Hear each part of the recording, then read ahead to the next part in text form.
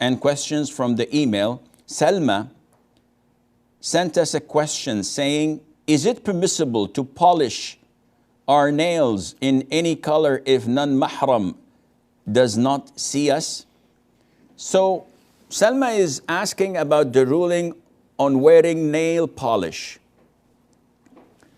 and selecting any random color of choice. Would that be permissible? Nowadays, it is unfortunate, but this habit of wearing nail polish has spread among the Muslim women. And I cannot give my preference as a man because this is not something that I'm wearing, alhamdulillah. In the beginning, this was a habit of the non-Muslims. It was a custom of the non-Muslims. So at the beginning, the women, so-called the pioneers who adopted it, were imitating the disbelievers in their customs and in their traditions. And they're sinful, and they were sinful for that reason, and Allah Azza wa Jal would hold them to account. Nowadays, unfortunately, it is so spread that Muslims and non-Muslims alike are wearing it. My preference as an individual, I do not like nail polish, regardless of the color. Especially when a woman has long fingernails and she puts reddish nail polish on it alongside with all the cosmetics on her face and the paintings, she looks like a monster who had just finished attacking its prey with fingernails and all red, etc. It's, I don't know, this is my own preference, but don't take my word for it. We are talking about Islamically. Nowadays, it, as stated earlier, most of women, Muslim women, wear this. So what's the ruling on it? Inshallah, it is permissible.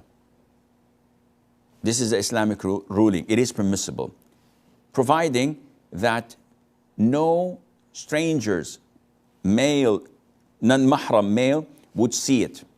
Why? Because this is a form of adornment. Some people like it. Some people would be lured into it or turned on by looking at it. So women must cover it. Secondly, of course, when she applies it, she cannot perform wudu afterwards.